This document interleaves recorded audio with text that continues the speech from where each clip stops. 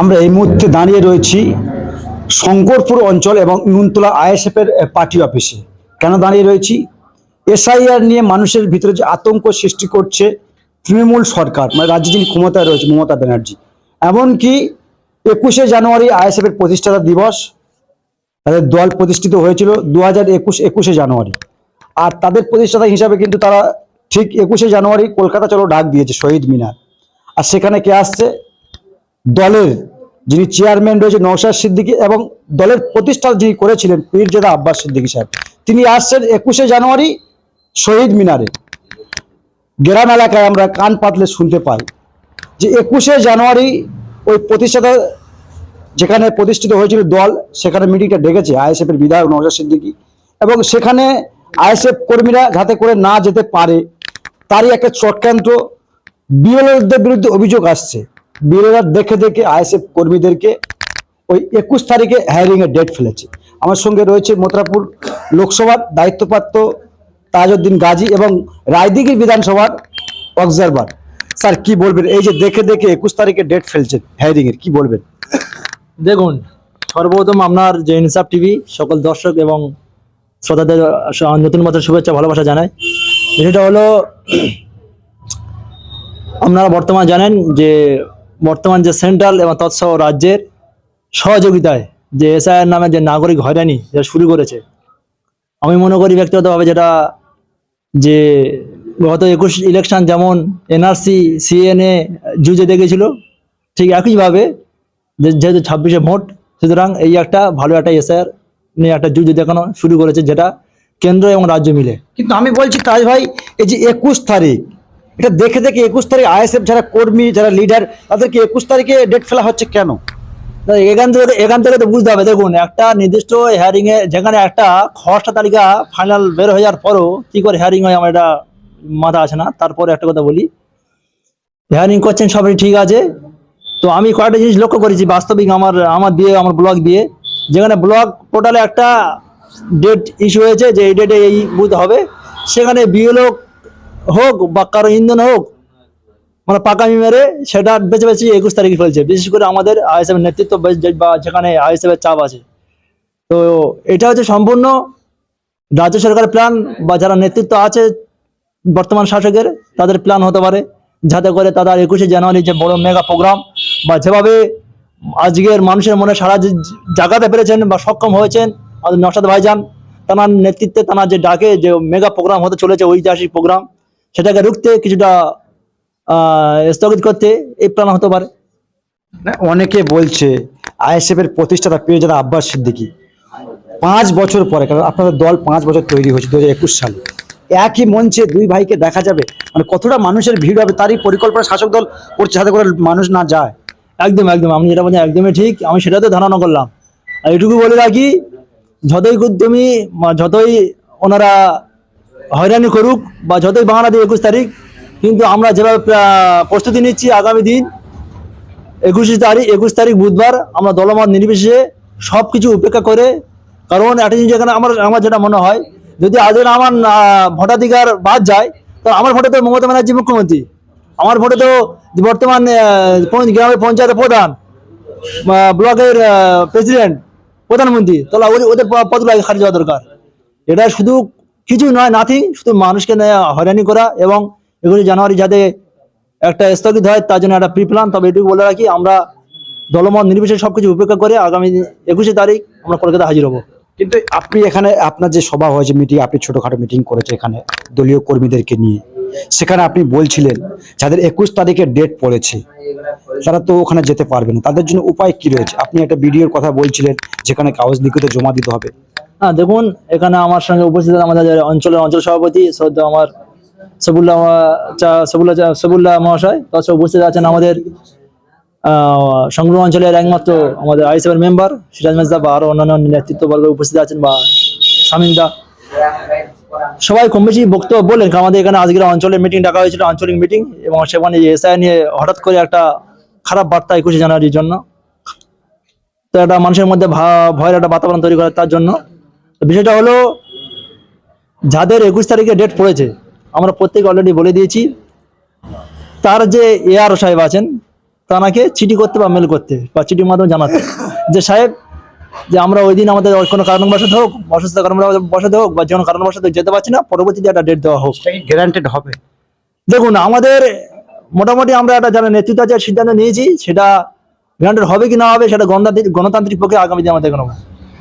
আমরা বলছি তাজ ভাই, এই দেশে আমরা বহুদিন ধরে নাগরিক পেয়ে আছি, আবার নতুন করে সরকারকে সার্টিফিকেট দিতে হবে আমরা নাগরিক কিনা। এটাই তো আমাদের হচ্ছে কপাল পড়া, যে মানে একটা শাসকের অধীনে আমরা বসবাস করছি, যেখানে একটা ওনাদের যে কাজকর্ম বা কর্মকাণ্ড একটা হাস্যকর ব্যাপার। একটা আমি কয়টা ইস্যু আবার দেখছিলাম যে যাদের একটা ফ্যামিলিতে বা একটা বা পরিবারের 6 জনের অধিক হলে তাদের নোটিশ আসে। তো একদিন ভাবুন, একটা জিনিস তাদেরকে আমার দেখতে হবে সংবিধান কি রাইট দিয়েছে বা কি লেখা আছে, সেখানে কি পরিষ্কার আছে যে ভোটের অধিকার পেতে গেলে কি 3টে ক্রাইটেরিয়া আছে, যেখানে হচ্ছে গিয়ে তাকে ভারতের নাগরিক হতে হবে 1 নম্বর, 2 নম্বর হচ্ছে গিয়ে তার 18 বছর প্রাপ্ত বয়স হতে হবে, আর 3 নম্বর হচ্ছে গিয়ে 6 মাস তার নিজ বাসস্থানে বা নিজ মাতৃভূমিতে বাসস্থান থাকার জন্য। এই 3টে ক্রাইটেরিয়া আছে। তো সেখানে যে একটা পরিবারে 6টা বেশি এলে যে নোটিশ আসে, এগুলো ফালতু হয়রানি এবং মানুষকে একটা ভয়ের বাতাবরণ তৈরি করার জন্য একটা প্ল্যান, এছাড়া কিছু না। যেহেতু 26 ভোট। কিন্তু আমরা বলছি তাজ ভাই, এর রাজ্যে যিনি শাসক রয়েছে তৃণমূল কংগ্রেসের নেত্রী মমতা ব্যানার্জি, তিনি তো বলেছিলেন যে এসআইআর হতে দেবো না, এসআইআর যদি হয় আমার লাশের ওপর থেকে হতে হবে। তিনি সার্টিফিকেট সই করে দিলেন রাজ্যে এসআইআর, এবং 90,000 যেখানে কর্মী অফিসার নিয়োগ করেছেন, কয়েক কোটি টাকা ইনভেস্ট করেছে। দেখুন, উনি বাংলার মানুষ আজ পরিষ্কার জেনে গিয়েছে, উনি হচ্ছে সাবয়ে কামাচ্ছে, ওজা হয়ে ঝাড়ছে। উনি বলেছিলেন যে এসআর আমি বেঁচে থাকতে এসআর হতে দেবো না। তো উনি বেঁচে আছেন কি মারা গেছেন উনি ভালো বলতে পারবেন। ঠিক একইভাবে ওয়াকাব নিয়ে বলেছিল যে এসআর ওয়াকাব হতে গেলে আমার লাশের উপর দিয়ে হতে হবে, এনআরসি ওরকম সেম একই বিষয়। কিন্তু আজকের মানুষ জেনে গিয়েছে যে দিদি মোদি সম্পূর্ণ সেটিং, এবং দিদি মোদির প্ল্যান এবং দিদির সহযোগিতায় দিদি সবকিছু হেল্প করছে। দিদির আজ যদি বিএলও না দিতেন তাহলে এসআর করার ক্ষমতা ছিল? কোটি কোটি টাকা ইনভেস্ট করেছে। হ্যাঁ, একদম একদম। সেই জন্য বলছি সম্পূর্ণ দিদির প্ল্যানে এসব হচ্ছে, উনি সাবয়ে কামাচ্ছেন, ওজা ঝাড়ছেন মানুষের কাছে, আম জনতার কাছে একটা ভালো ফেস হওয়ার জন্য। এবং উনি দেখাতে চাইছেন যে বিজেপি ঢুকতে গেলে আমরা ঢুকবো, এরকম একটা মুখ হয়ে ওঠার জন্য এইসব চক্রান্ত করছে। আমরা কোনোদিনও সংবাদ পরিবেশন করতে গিয়ে হিন্দু মুসলিম করি না, কিন্তু একটা কথা না বললেও নয়, মুসলিম মেজরিটি এলাকায় মানে সংখ্যালঘু যেখানে মুসলিম, সেখানে দেখে দেখে একটা বুথে যদি 500 ভোট থাকে, সেখানে 400 ভোটার সংসদের জন্য ডাকা হচ্ছে। এবং হিন্দু পাড়া, আমরা আবারও বলছি, আমরা কোনোদিন সংবাদ পরিবেশন করতে গিয়ে হিন্দু মুসলিম করি না। কেন করছি? একটা মুসলিম বুথে সেখানে 500 ভোটারের মধ্যে 400 ভোটার বাদ দিয়ে দিচ্ছে, এবং সেটা হিন্দু বুথ, সেখানে 2-4টে এরকম একটা ব্যাপার। এটাকে কিভাবে দেখছেন? ওই আমাদের যারা ওই যার নামে কুত্তা মার্কা মালা আছে, যারা কয়েকজন বলে যে আমার দিদি আমাদের নসিহা, ও দিদি আমাদের ভরসা, দিদি ছাড়া আমাদেরকে বাঁচাতে পারবে না। অনেকে তো নবী বানিয়ে দিচ্ছে। হ্যাঁ, ওই বলছি তো, ও দিদির উন্নয়ন শেষ হবে, কোরআন শেষ হবে না। তো যাদের এই বিশ্বাস, ওই তাদের এবার ঘোষণা করা উচিত। এখান থেকে পুরো পরিষ্কার বুঝতে হবে যে এগুলো সম্পূর্ণ দিদির ইন্ধনে সবকিছু হচ্ছে, এছাড়া কিছু না। না, আমরা দেখেছি অনেক মুসলিম লিডার তৃণমূল কংগ্রেসের এখনো পর্যন্ত এসআইআর নিয়ে কোনো কথা বলছে না। আবার অনেক সময় বড় বড় মিডিয়াতে, ইলেকট্রনিক মিডিয়াতে এসে বলছে যে আমরা সর্বপ্রথম তৃণমূল কংগ্রেসের তরফ থেকে এসআইআর এর বিরোধিতা আমরাই করেছিলাম, কিন্তু বাস্তবে তারা কিন্তু বিরোধিতা করছে, আরো সাহায্য করছে। দেখুন, আমি তো একটাই কথা সেই বারং শর্মার মধ্যে আসছে। আমি দেখুন কিছুদিন আগে দেখলাম ভাঙড়ে বিধায়ক শকন মোল্লা উনি এসআর এর বিরুদ্ধে, না, ক্যানিং এর বিধায়ক, সরি ক্যানিং এর বিধায়ক মানে ভাঙড়ে যে প্রমাণটা করলেন, সেখানে গিয়ে এসআর এগেনস্টে একটা প্রোটেস্ট করছিলেন।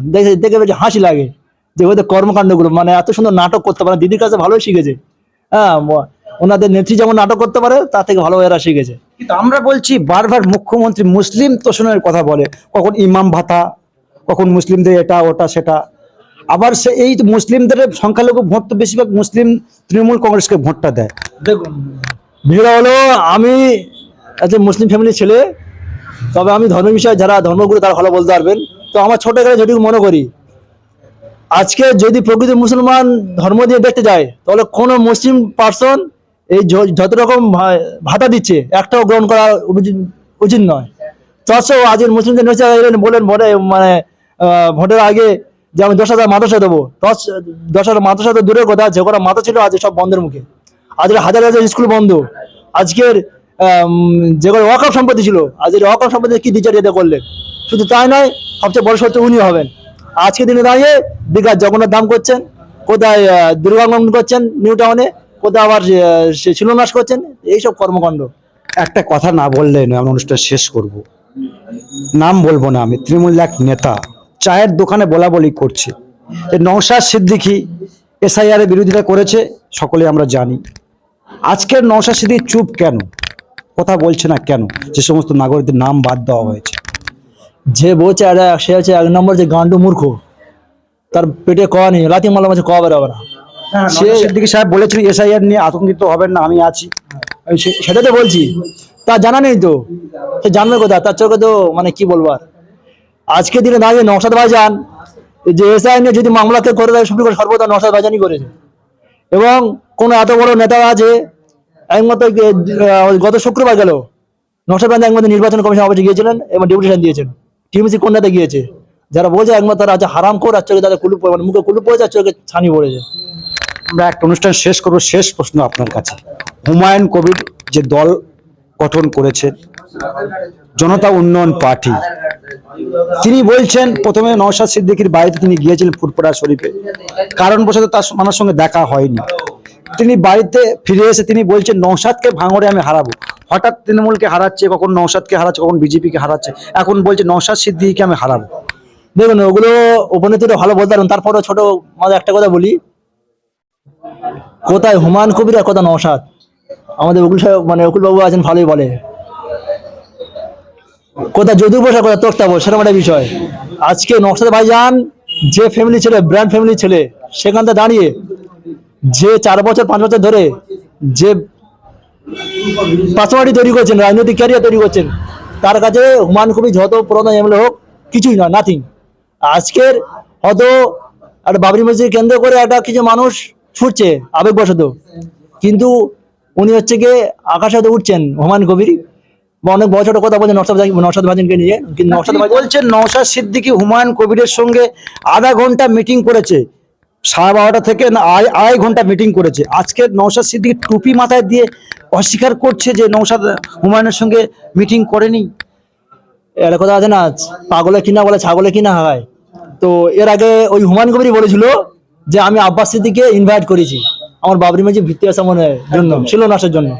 কিন্তু পরক্ষণে কি বললাম, বড় ভাইজান কি বললেন যে আমাকে কিছুই জানায়নি। তো ওই যে সত্যি বলছে কোনো প্রমাণ আছে? আর ও কখন বিজেপি কখন টিএমসি নিজের কোনো ঠিক নেই, আর নিজের কোনো আজের এক কথা বললে কাল অন্য কথা বলে। তো ওর কথা বিশ্বাস করলে বড় কথা ধরলে হবে?